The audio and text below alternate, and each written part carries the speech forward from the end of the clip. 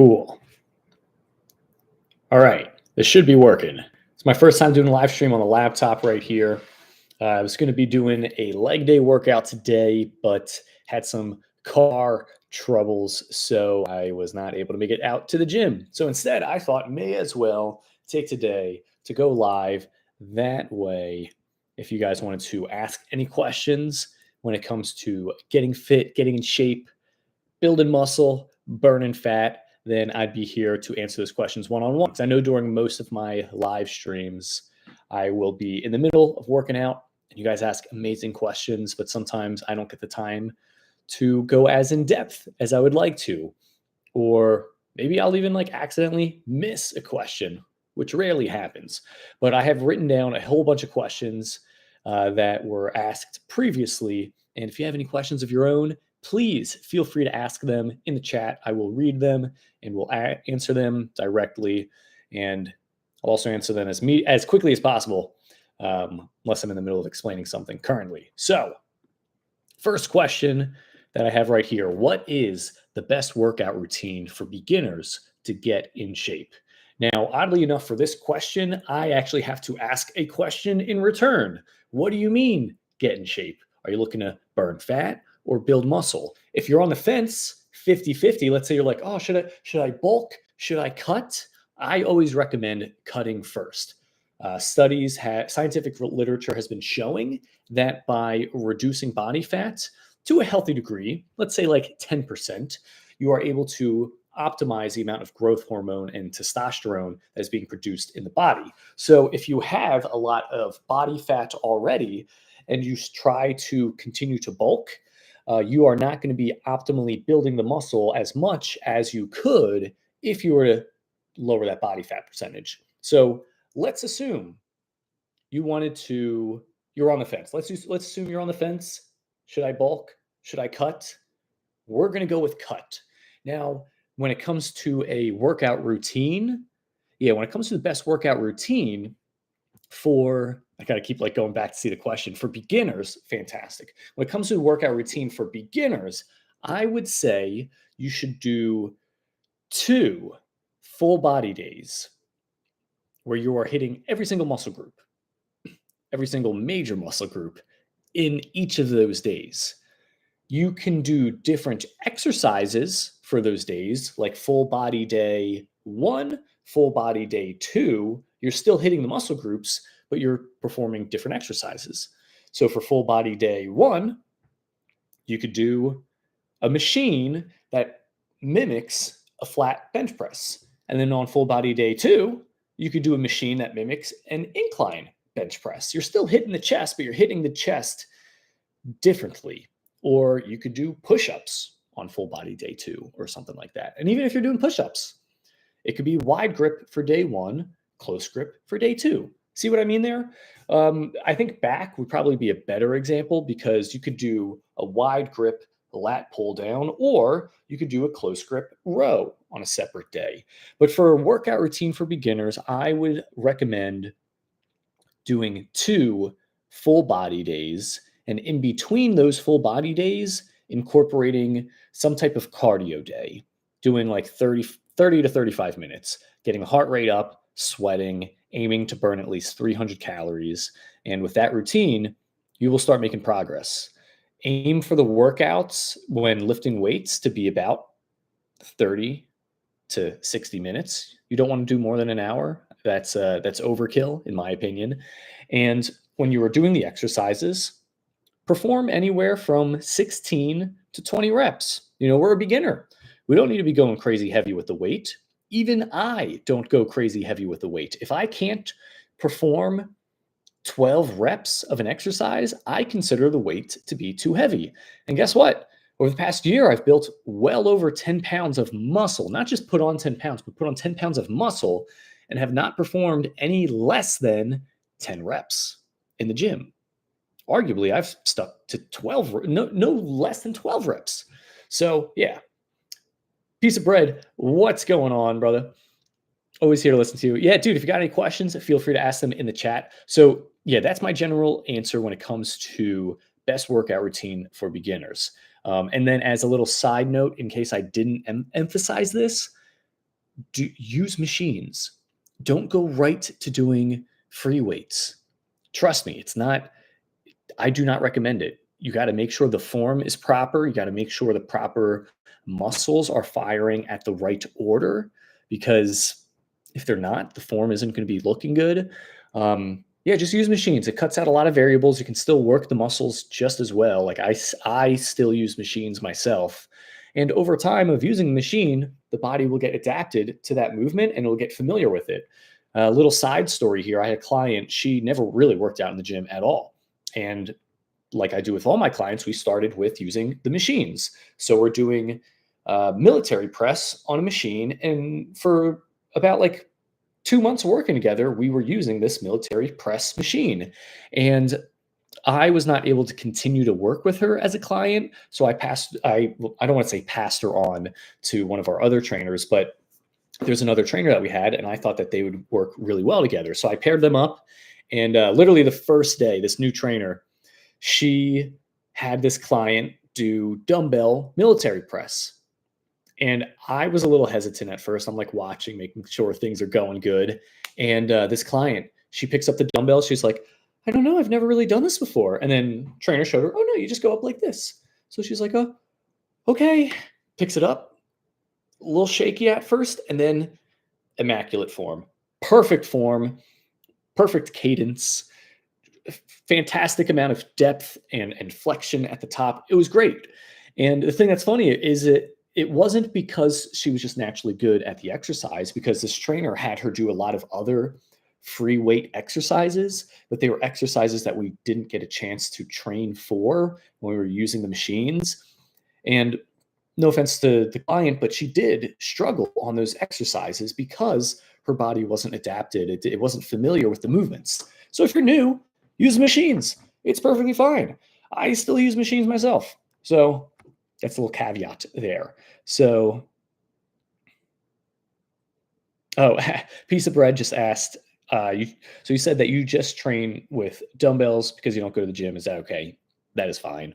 You can use dumbbells. I know I just said this whole thing about using machines, but when you do use the dumbbells, just really make sure you're using the proper weight, and also really make sure you're doing the proper form specifically. So next question, how many days a week should I work out to build muscle? Good question. So before going into directly answering the amount of days, I think it's important to emphasize that if you want to build muscle, there are two things nutritionally, nutrition, that you got to keep in mind and account for before you even just start throwing weights around. The first is that if you want to build muscle, you got to make sure you're getting in enough protein. So, sorry, I'm trying to get the lighting right over here, but you want to make sure you're getting in enough protein. So baseline, I recommend 1 gram per centimeter of your height. Why?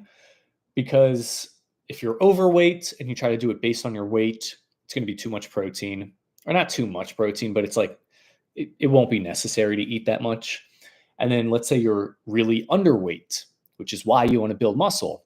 Then doing it based on your weight isn't going to be accurate, and you're still not going to be getting enough protein. So I do it on height. So bare minimum, your height in centimeters is the amount of protein in grams that you should be eating. So if you're 173 centimeters, eat 173 grams of protein, bare minimum. So I'm not going to go too in depth on that. But then the second part, now this is the important part as well, the amount of calories. You can't be in a major caloric deficit if you want to build muscle. So a lot of the times, the guys that I've worked with that are trying to put on weight, they don't eat enough calories as is. And then when they're going to the gym to build muscle, they're in the gym for like 2 hours. And then they're going to the gym like 6 days a week religiously, which is really cool. I love the intensity and the effort. But the problem is that they're not putting on weight. And if you want to put on weight, you have to eat more calories than you're burning. So if you're not eating enough calories, then you're going to struggle as is. And then if you're not eating enough calories and you're burning hundreds of calories in the gym every day, you're putting yourself at a disadvantage. So if you are trying to build muscle and you find yourself struggling to put on that weight, don't go to the gym every single day. Don't be doing days of cardio where you're just burning extra calories, because if you do, you got to make sure that you're eating those calories to replace the amount of calories that you're burning. So, with the calorie stuff out of the way, I would say like 3 to 4 times a week lifting weights in the gym. And when you're performing the exercises, make sure you're doing like a minimum of like 15 sets total per muscle group. Now that sounds a little weird. It sounds odd. Like, what do you mean 15 sets per muscle group? Well, let's say we're doing the 4 times a week and you do 2 exercises for chest. You do 4 sets of flat bench press. That's 4 sets for the chest. And then you do 4 sets of dumbbell flies. That's another 4 sets. So now we're at 8 sets. But if you stop there, it's not enough sets. It's not enough stimulus given to the muscle for it to respond by growing. If you're a beginner, that may be enough. But for the most part, you want to aim for about 15 sets per muscle group. So what would you do in this situation? Well, if you did 2 exercises, 4 sets per exercise, maybe add a third exercise for that muscle group and do another 4 sets. Because at least at that point, you're at 12 sets. And then maybe at a later day, if you do like a full body, then you could just add in 4 sets for that thing. Like however you need to break it up. Like you could even do like if you're in the gym 3 days a week and you do 3 full body days, it could be 5 sets, like 5, 10, 15. You see what I mean there? So you could break it up that way.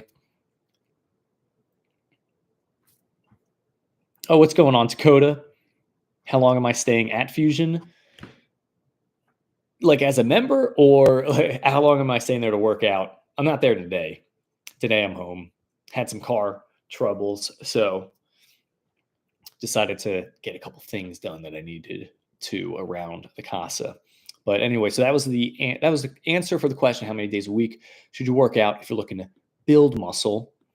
So now, and also just extra side note, yeah, if you got questions about fitness stuff, ask it. I have a whole bunch of questions pre-written that I've had people ask me already. So I was just like going to go through and answer those. But if you have ones that you want to ask, just put in the chat. I'll be sure to answer those.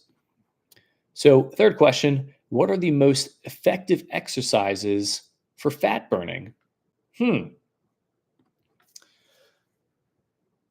Good question. Because when it comes to fat burning, just how it comes to building muscle, at the end of the day, it's calories in, calories out. So if you're really tight on time and you don't have a lot of time to work out and you only have 30 minutes, which is more than enough time. I've done 30-minute workouts. Like for a period of time, I only did 30 minutes in the gym and I got in fantastic shape just from doing that. But if you only have 30 minutes, try to do exercises that require multiple muscle groups to be activated. If you think about it, if you're doing an exercise that like just works the bicep, the only thing requiring energy is just this little muscle. Now, don't get me wrong, this is a pretty big muscle, but you know what? Like relative to the rest of the body, if this is the only thing that is demanding energy and you want to really lose a lot of fat that's all around you, what if you had this demanding energy and then this muscle back here demanding energy, this muscle here demanding energy, all this big muscle here demanding energy? You're going to be burning way more calories. So exercises, if you were to Google compound lifts, compound exercises, those are exercises that recruit multiple muscle groups at the same exact time. They are a bit more advanced, but sticking with something basic, like if I had to give like a handful of exercises to do, you could do And let's say this is for beginners and you're on machines. You could do some type of chest press machine. It'll work your chest, your front anterior delts, triceps, and I think I said chest already, but you're hitting chest, shoulders, triceps just with a bench press. Another exercise, lat pull down. You're working your forearms for grip a little bit. You're getting the biceps activated a little bit, and then you're activating the back. So everything back here, all muscles back there. So if you're doing, like, imagine like that whole back muscle is working.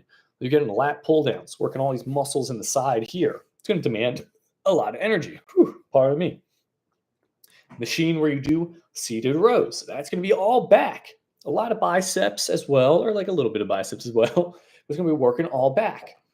Leg press.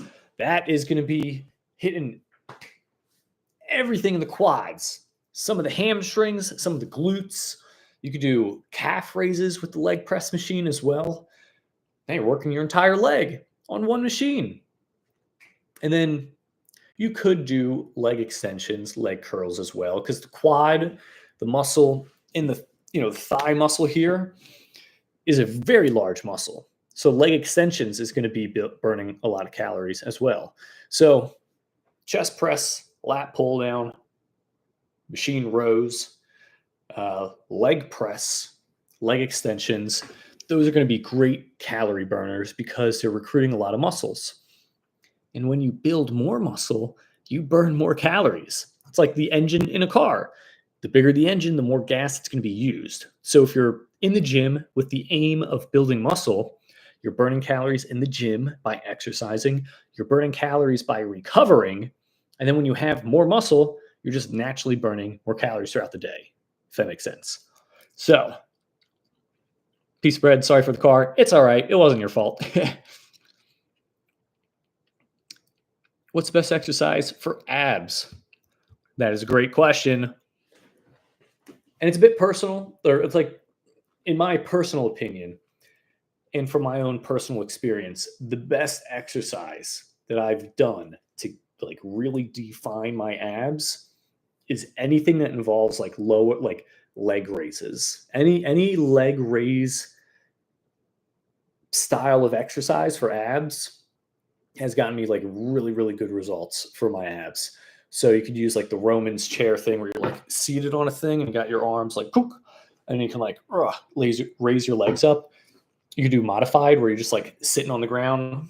You got your hands propping yourself up and you just like raise your legs. Like anything that involves like the lower abs, raising the legs works phenomenally for really getting those abs defined. So what are my thoughts on training specifically for testosterone, optimizing androgen receptor density? I've been hearing a little bit more about that. I've heard something about like androgen receptors and like the androgen receptor density, things involving like the shoulders. Like if there's guys that are like shooting up steroids, for example, not advocating it, but people that do tend to have like really like big like shoulders and stuff, because I've heard there's a lot of those androgen receptors up there. Training specifically to like boost testosterone levels is fantastic. Like that's why in the beginning I was mentioning like for a lot of people who are like on the fence of like, oh, should I cut? Should I bulk? Like if you're on the fence about it and you inevitably do want to like build more muscle, I always like, if you're ever on the fence, I always recommend cutting first, because the less like adipose tissue, the less fat that's on the body, the more optimized the body is for releasing testosterone and growth hormone. And then as you're building more muscle, it kind of like begins to be this like spiral effect. It's almost like a chicken and egg scenario. Like, are you releasing more testosterone because you have more muscle, or are you releasing more testosterone because you're triggering the body to build more muscle, which helps it build more muscle? It's like, but either way, training to build more muscle will begin to release more testosterone, growth hormone in the body. I'm sure there's a lot of different like little diet things as well that can be at play. Like if you're too low in fats, like if you're not eating healthy fats, then it's a very crucial ingredient like just for hormones in general, which is what testosterone is. It's like it's a type of hormone. So you want to make sure you're getting those healthy fats in as well. So, oh yeah, piece piece of bread. You are very welcome. Let's see. So next question, we just got done discussing also the most effective exercises for burning fat. Um, Number 4, should I do cardio or strength training first in my workout? Oh my gosh, that is a really good question. So earlier I had mentioned like because someone had asked a question of like what do I do to get in shape? And I had to answer that question by first asking a question of what does it look like to get in shape? And for this question of should I do cardio or strength training first in my workout, it really depends on like what the goal is. Given my realm of stuff of what I do, I tend to focus on physique. Like I'm gonna be honest, I'm in the gym because I want to look good. I want to build muscle. I want to look good. I want to feel good. I'm not much of like a athletic optimization type of guy, like performance optimization. Like if you're looking good, you're building muscle, you're eating healthy, you're gonna perform better in all other areas as well. But if if cardio is a very specific thing that you really do want to get better at, then by all means, just do that. Get better at that. But if you're looking to like burn fat, if you're looking to burn more calories and you still want to like aim to like build muscle while burning a lot of calories, doing strength training or like resistance training first is ideal because the body basically functions on two different types of energy.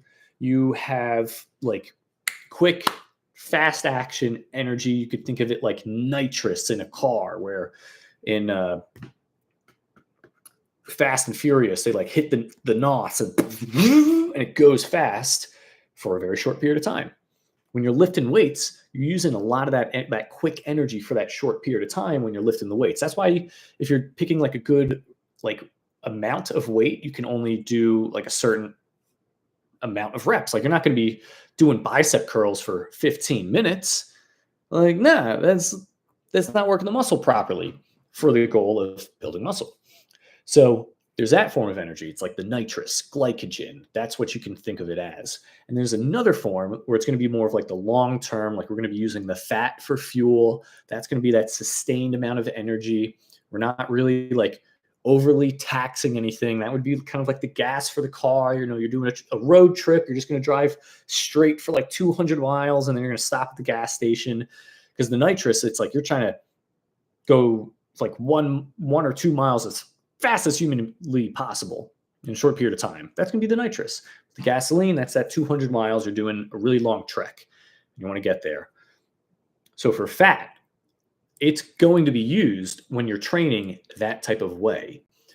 But if you are doing like cardio training and you have a lot of this glycogen in the bloodstream already, the body wants to use it first. Why not?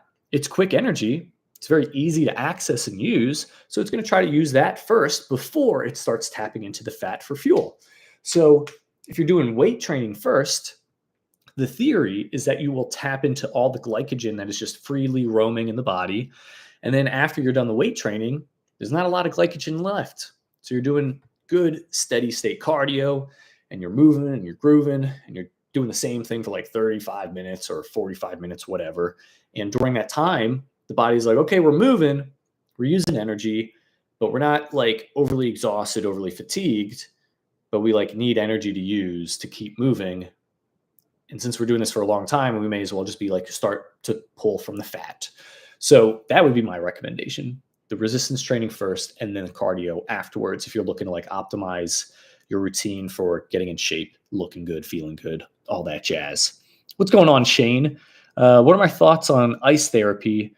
Icing, icing the Johnsons, cold showers, cryotherapy, etc. That's a really great question. I was doing ice baths for a really long time during the winter. I just had like a tub out in the backyard filled with water, and it was so cold out, I could just dip in and it'd be freezing cold. And it was fantastic, and I loved it. But it depends on what the goal is with the ice therapy. If you're like injured and there's a lot of inflammation, then like by all means, use the ice to like ice that area, help bring down the swelling, help it recover faster. But if you got done like a really intense like weight lifting workout and you're feeling a little fatigued, a little sore, and the goal is to build muscle, then I would not recommend using the ice after the workout, because some studies have shown that that could potentially diminish the amount of gains you could be getting, because one of the stimuli in the body, to have the body know like, hey, we got to build muscle, like one of the signals that helps the body recognize, hey, we got to build muscle, is inflammation. So if you ice the muscles that are puffed up and inflamed, you remove that stimulus, and then the body's like, oh, I guess we don't need to build as much muscle, or I guess we could just pause and we don't got to build any more muscle. But if you're training and you're doing like athletic style stuff and you got to be back on the field or back on the track like the next day, and you're feeling very sore from the previous day, then it's like, yeah, ice, like do that stuff. It'll help boost recovery from a performance standpoint, but it's not necessarily going to help to build more muscle after a workout. But here's the odd thing. You do the ice therapy stuff before your workout, like first thing in the morning. From what I've heard, it can actually help to boost testosterone levels. It can help to boost the amount of fat that your body is burning. There's all these different reasons. Like, from my understanding, the reason why is because the cold creates this shock in the body, stimulates quite literally like the fight or flight reflex of the body. It's releasing epinephrine, adrenaline, and when epinephrine and adrenaline are released in the system, the areas in which those hormones, they might be hormones, the areas in which those are released can also stimulate fat cells to release the fat molecules into the bloodstream to be used as energy. So when I was doing the ice bath, I was doing it first thing in the morning. I woke up, I didn't want to do it. It sucked. That helps to build more of like the mental fortitude side of things, but then also help to like wake me up, kickstart, the adrenal glands. I got adrenaline rushing through my bloodstream, and I'm starting to burn fat first thing in the morning. But that would be when I would use it. Wouldn't use it while weight training to build muscle, because it's gonna hinder the amount of muscle you could be building.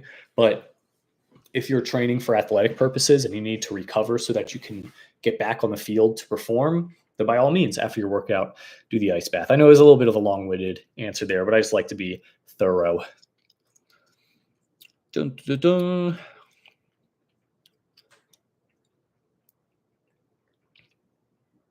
Oh, cool, Dakota. I appreciate that. Yeah, I try to be thorough. Like I do my best to be accurate. I don't want to be spreading misinformation here.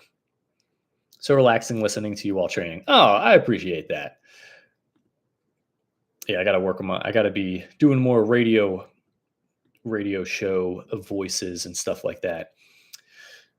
So we just talked about cardio, strength training, a bunch of other little questions. And now, next question, how important is diet in achieving fitness goals? I would say it's not important. It's crucial. Like, it's 100% the thing that's going to make or break the goals that you want to get. Like earlier, I was talking about clients that I've worked with who are trying to build muscle that just don't get in enough calories, and they're working out so much in the gym. Like, the amount of calories you eat is going to influence everything. Same thing with the amount of protein and carbs and fats, like all of that stuff. Most of the time, I spend most of my focus with clients of just diving deep into calories and protein, because that's going to get you like 90% of the way there. Like, physique wise, that's going to get you looking fantastic. Like, literally, in the beginning of my own fitness journey, those were the two things I only focused on, was just the amount of calories and the amount of protein, because there's just so much going on in my life at that time. Like, I didn't have time to focus on other little like macros and this and that. I just knew that if I could because at the time I was trying to burn fat. I was like, I knew if I could just stay below this amount of calories, I would burn fat. But I didn't want to lose any muscle. Like if anything, I wanted to make sure I was trying to like build muscle at the same time. So I was like, in order to do that, I need to make sure I'm having enough protein.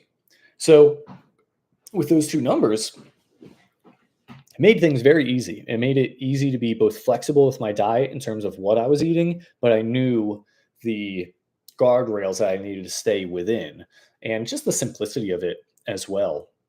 Quick story. I had came up with that idea of just the calories and the protein because financially at that point, I was very strapped on cash. Had a lot of debt I needed to pay off. I had a lot of things I needed to pay for. And I just got hired for a new job. I was working at Amazon and nothing fancy. I was just like putting items in boxes, basically. And the hours were very flexible.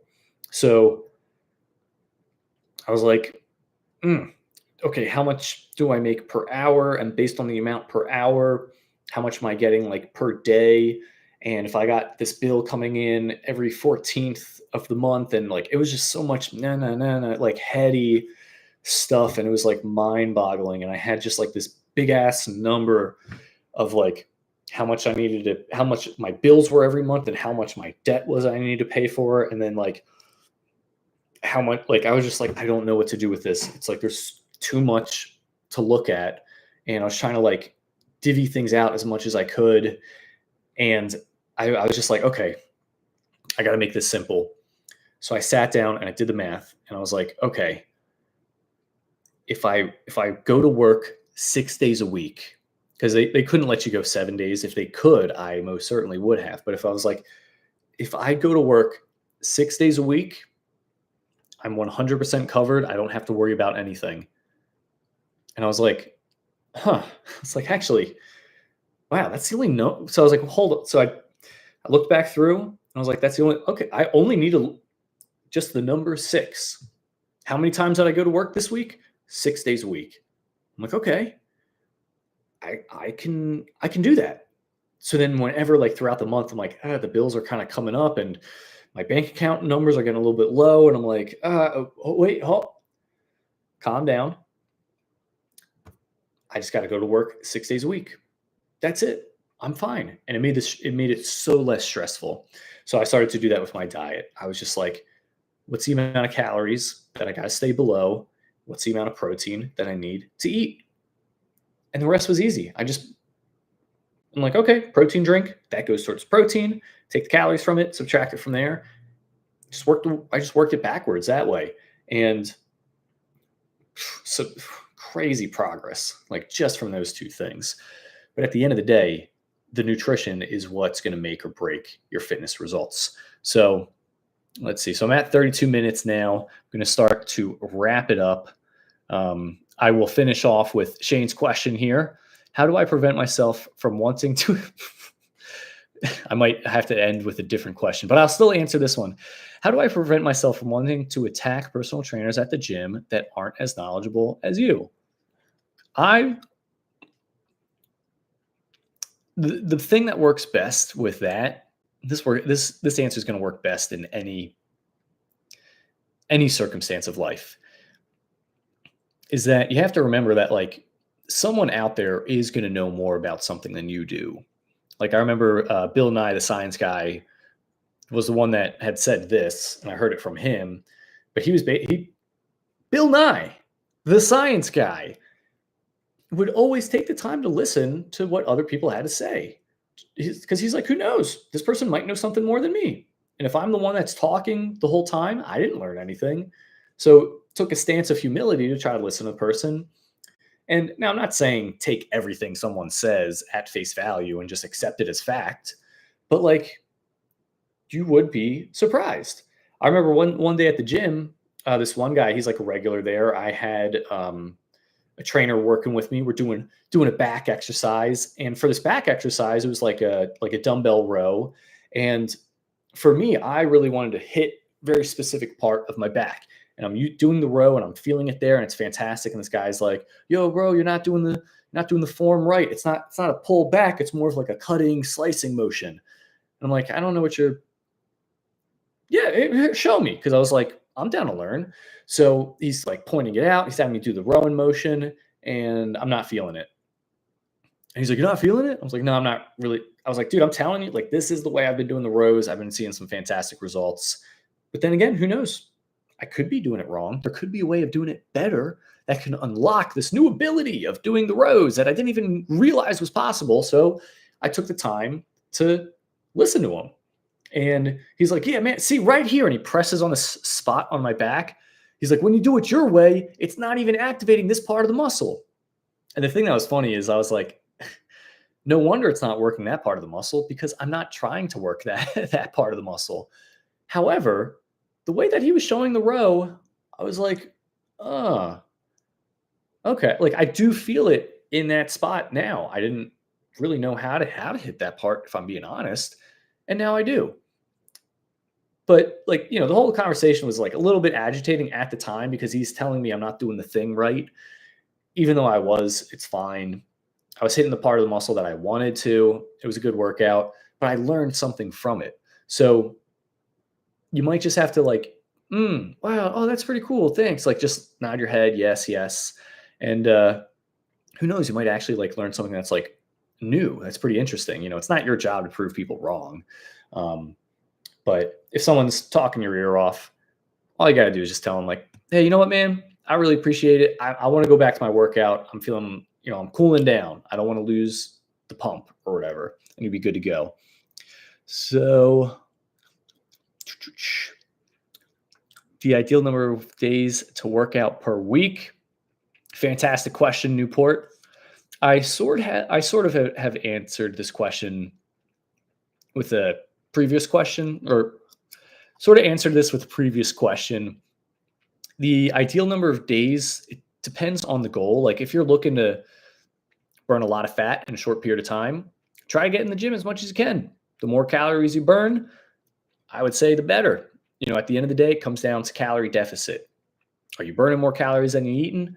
However, if you're trying to build muscle, then you got to be careful. If you're burning way too many calories, then the body doesn't have enough energy to like repair the muscle. So you might actually have to go to the gym less to see more gains. So hopefully that was a good little cliff noted explanation answer there. I'm a bit over the time, but I'm seeing more of you guys are kind of hopping in. So as long as you guys got questions, I would be more than happy to answer them. I've got a couple more pre-written ones here that'd be more than happy to answer. What's going on, Eddie Spaghetti? More of a listener. That's fantastic. That's fine. Eddie Spaghetti, are you Italian? That's funny because a piece of bread is from Italy, so I know that.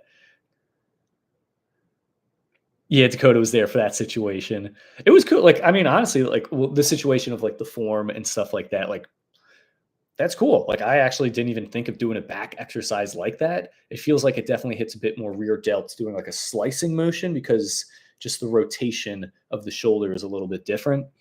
Um, Piece of bread. Oh yeah, midnight there. Yeah, go get some sleep. That is super important. Um, how do you develop the mind muscle connection? Newport, fantastic question. Mind muscle connection comes down to like intentionality. If you're just moving weight for the sake of getting a weight from point A to point B, you're not necessarily developing that mind muscle connection. But if you're performing an exercise with the intention of flexing a very specific muscle in a very specific way, you will begin to better develop that mind muscle connection there. That's another reason of why I like to do the 16 to 20 reps. It gives you the wiggle room, gives you the freedom to move the weight slower and more intentionally. And by doing so, you are able to activate more of the muscle fibers more consciously. There have been studies that have actually shown that people who, like, let's say I were to ask you right now, like, "Hey, I want you to flex your bicep," and you go and you do like this. You just move your arm towards your shoulder. It's like I'm doing it, but I'm not flexing the bicep. But if I can like flex the bicep and I can flex it to the point where it feels like it's about to like cramp up. All right, I'm not going to do that because, but if you can flex a muscle to the point where you feel like it's kind of cramping up a bit, studies have shown that those muscle groups have a higher propensity of growing because of that mind muscle connection. There's that whole thing of like, oh, you got to break down muscle to build it up. Like, you might break down muscle by like working it out, but like you don't have to break and rip apart your muscle for it to respond by growing. Um, if I wanted to grow, if I wanted to like make a house bigger, yeah, I might have to like tear down a wall so that we can expand out, but you're not going to grow a house. You're not going to make a house bigger by like continuing to just like tear it down. You know what I mean? Like the tear down might be a result. It might be a byproduct of needing to do the expansion of the house, but it's not, it's not like, oh, I broke down my house, therefore it will grow. It's like, that's not how that works. And it's not how the muscle works. When the signals from the brain, the neurons from the brain pass down and go into the muscle, there are the neurons, the synapses, whatever. The central nervous system is a big influence of whether or not a muscle is going to grow or not. That's why I keep talking about like stimulus. Like there have to be these signals in the body that get sent and literally tells the muscle to grow. Because why would someone who's on steroids grow bigger muscles if the thing that influences muscles growing is breaking it down? Like if the whole point of growing, if the major factor of growing muscle is by ripping it apart, then people just need to do more of that. But people taking steroids and stuff like that, what it does is it tricks the body to send these signals through the central nervous system, and it sends these signals in the body and in the bloodstream, and it's telling the muscles to grow. So the mind-body connection is like super important, because the more aware and in tune you are to flexing those muscles, the more opportunity those muscles have to grow. So, so how do you develop that mind muscle connection? Move the weights slowly, like 3 to 4 seconds up, 3 to 4 seconds down. Squeeze the muscle, flex the muscle that you're trying to work, and move with the intention of flexing the muscle. Don't move with the intention of just getting a certain amount of weight from point A to point B. Like that's not going to help you build that mind muscle connection there. So I think that was actually like a really good question to end and wrap up on. I only wanted to stay for like 32 minutes, but we've, at least on my clock, it says 42 and a half minutes here. But wait, let's see. What's the difference between fast twitch, slow twitch muscle fibers? Which should you focus on? So for the most part, the fast twitch, slow twitch, those are more of like performance-based things. I believe that fast twitch muscle fibers, those are fibers that get activated the most when you're performing like rep ranges. So like the 12 to 20 reps, you're most likely going to be using the fast twitch. The slow twitch, that's going to be for activities that require sustained movement or sustained activation. So like our abs are mostly slow twitch muscle fibers because our core is, for the most part, activated all the time. Same thing with the muscles around our spinal column. Like if the muscles in our back weren't working, then we'd be falling down all the time. And if the muscles in our back were those fast twitch, then we would be feeling so fatigued of like, man, like, give me, all right, got to take a 30-second break here just because my muscles are tired. But it's like, that's not the case. They're slow twitch. They can be activated repeatedly for a sustained duration, sustained period of time. So which should you focus on? I don't know if you can necessarily focus on a certain one. Like you can train in a way that'll influence one muscle fiber type more than the next, which actually is pretty important to understand, because going back to the thing of the muscles in the spine, I see people do like 8 to 12 reps of like lower back extensions. And it's like the muscles of the lower back should be trained for like high repetitions because those muscles are activated like all the time. So you should be doing higher rep ranges. Same thing with the legs. You can walk around. We're designed to be able to walk around and move around for a long period of time. So if you're doing like 6 to 8 reps with the legs, it's like you're not training the legs optimally for how they were designed, if that makes sense. What's going on, Heather? You're back from yesterday. Yes, you are back from yesterday.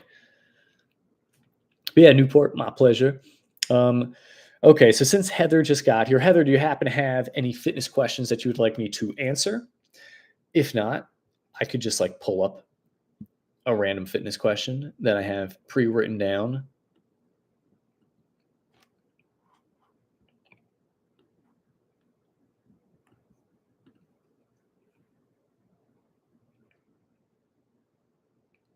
I can wait all day. No, I'm not going to wait.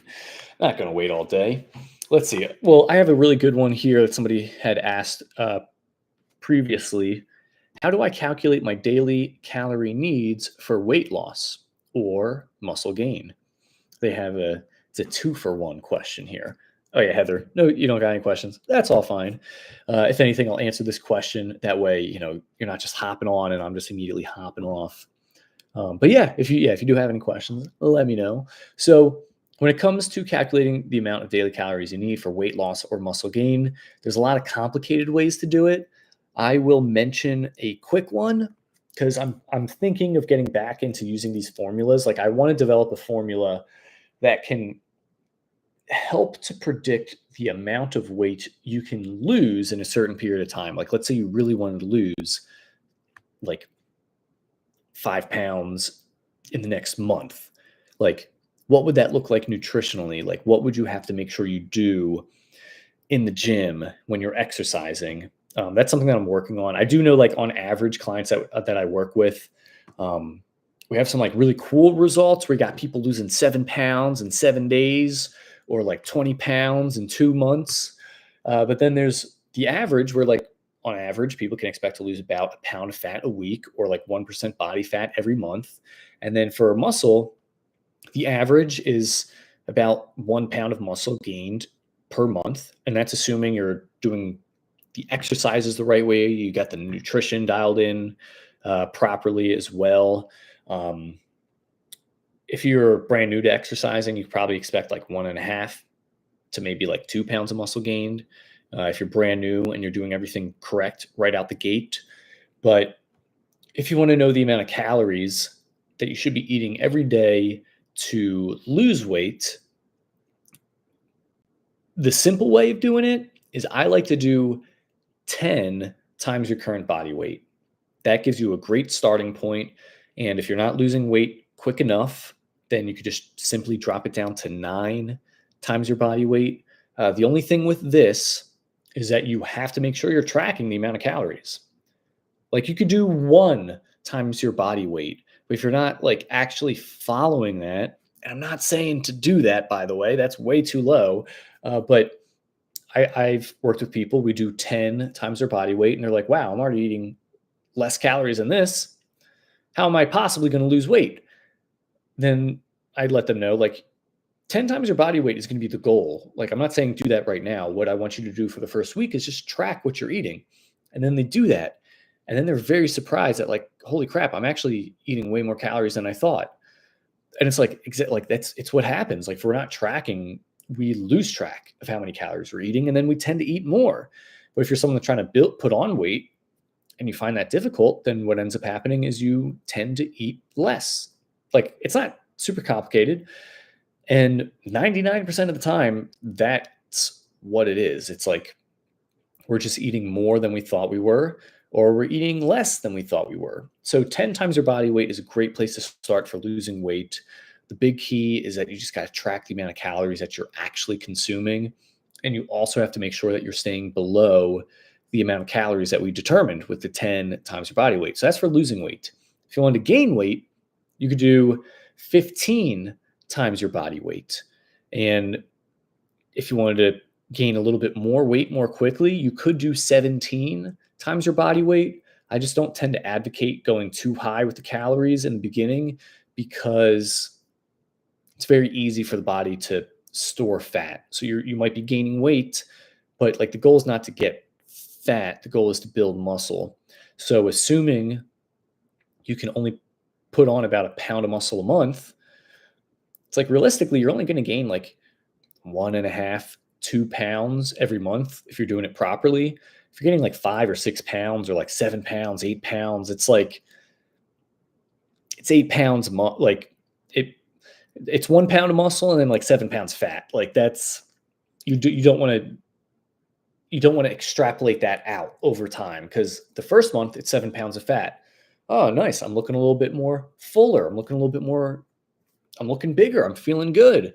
That's cool. But then the second month, when it's another 8 pounds gained and 7 of the pounds is fat, it's like, okay, I'm looking at getting a little bit more rounderness going, but the goal is to put on weight. So this is cool. But then the third month, it's like another 7 pounds of fat.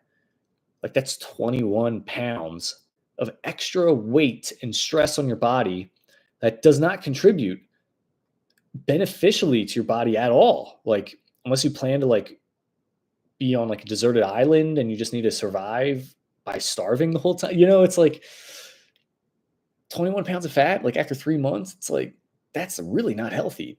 So if you're trying to put on weight, do like the 15 times your body weight and track it and make sure you're at that number or slightly over. And if you're gaining like 1 pound or like 2 pounds every month, that's good. Like you're on the right track. And it doesn't sound like a lot of weight because it's not, but it takes time. Like building muscle is getting in shape by putting on weight takes a lot more time than getting in shape by losing weight. Like the transformation of dropping 20 pounds in 20 months is like amazing, but like you can't gain 20 pounds of muscle in 2 months. Like you can't do it in a healthy way and you can't do it without like some crazy like steroid thing. And I don't recommend that because you could be doing everything wrong. But if you take enough steroids, you're going to be building muscle, but it's not good for your health in the long run. And then when you get back to doing things naturally, you've never done the things to get to where you were. So you start losing what you gained. And then it's just like, wow, I just like actually like hurt my health just to lose the results. So it's like, are you in this for the long run? Like, do you want to be fit for the rest of your life? Or do you want to just be fit for like a month or two and then just like have your health be worse than when you started? It's like, ideally, not that second option. We want to be fit for the rest of our life. And if we plan to get to like 70, 80, 120 years old, like you got a lot of time. Like I plan to keep working out forever. So like I don't want to do things that are going to increase my risk of injury so that I won't be able to work out again. I'm going to keep doing things that are like health enhancing. And I'm going to give myself the grace of, building a pound of muscle a month. Because after a year, that's like 12 pounds. After another year, that's another 12 pounds.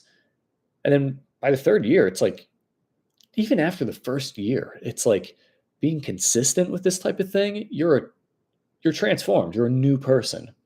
And I have tactics and I've got tricks and stuff to like make those results even more noticeable. Because I know people that have very easily put on like 10 pounds in a year. And you're looking and you're like, yeah, you look a little sturdier, but I've had times where like I gained like 5 pounds in like 5 or 6 months. But people are like, holy crap, how did you put on so much muscle? And it's like, I just put it on in sneaky ways that make it look like I'm bigger than I actually am.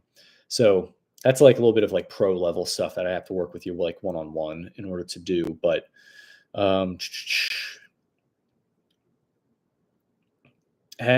so now this will be the last question because Heather had asked if I had already talked about how to work on back. I have not. So that's the answer for that question. Now, no, I'm joking. I can actually talk about a little bit of how to work the back. Um, Anything that is like a pulling motion towards you, like anything that involves you pulling something towards you, that is going to activate your back muscles. The tricky thing with back is that our biceps tend to want to take over the workout. Now, that's okay if you want to work your biceps. Ooh, pardon me, hiccups.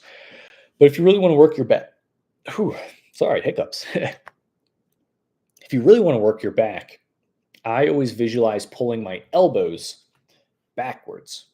So if you want to work your back by doing rows, I imagine that I'm pulling my elbow back almost like there's a string on the elbow. Because if I try to think of like my wrist pulling back, then it starts to activate the bicep. But if I think of pulling the elbow back, it begins to work the back muscles. The angle of your elbows, like the angle of your arms, is going to influence how you're working your back as well. So if your arms are up, it's going to be working more of like the upper part of the back. If the elbows are down close to your side, it's going to be working more of like the middle part of the back. If you're pulling from up and down, it's going to be working more of the lats, the side part of the back. So that's kind of like a little rule of thumb that I do. If you want to get wider, do wide grip exercises. Anything wide grip is going to get you wider muscles, a wider frame. If you don't want to get a wider frame, a broader back, then keep everything close grip, and you'll still work the muscles, but they'll grow in a way where it's not going to have you like boom, like crazy, like raw out here. Because if you have everything like in, it's just going to be working all the muscles in the middle. So like most women that I train, we're not going to be doing a lot of like wide grip pull-ups. Like, now don't get me wrong, you're going to be fine doing a couple like wide grip pull-ups. You're not going to be like walking around all like super broad, massive looking or nothing. But I tend to do like close grip stuff because it's not going to build into that broader physique. Piece of bread, you got to go. It was a pleasure having you here. It's a pleasure having all you guys here. I'm about to wrap up right now. But if any of you are not subscribed, please make sure to hit the subscribe button. This is a very new style of video of just like going through answering questions. I still have like a whole crap ton more questions. We only got through like 6 questions, and I have 20 questions total that are written down from previous people that were asking. And those are like 6 questions just written down. You guys asked a good amount as well. I'm very happy to be able to answer your questions directly. So if you want to see like more stuff like this, make sure to like the video and comment saying like, yeah, this was pretty cool. I want to see you do more of this stuff in the future. So I'd be more than happy to. Makes it easier on me as well. I don't got to think of like topics to talk about. I can just like sit down and just talk with you guys, and it's going to be answering questions that you directly want answers to. And I'm more than happy to do that. So thanks so much for watching. Make sure to hit the subscribe button. And until next time, make sure to go out, go sweat, drink a protein shake. And I look forward to seeing you guys in the next video.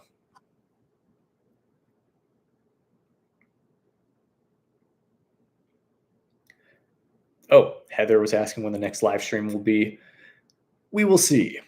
Tomorrow I am due for legs. So I will be showcasing the torture of the leg workouts. So if you guys are around tomorrow, I'll be sure to hit the record button. That way you guys can be there as well. In terms of what time, I'm not too sure. I wish my schedule was more regimented. I love routine, and it's very chaotic at the moment.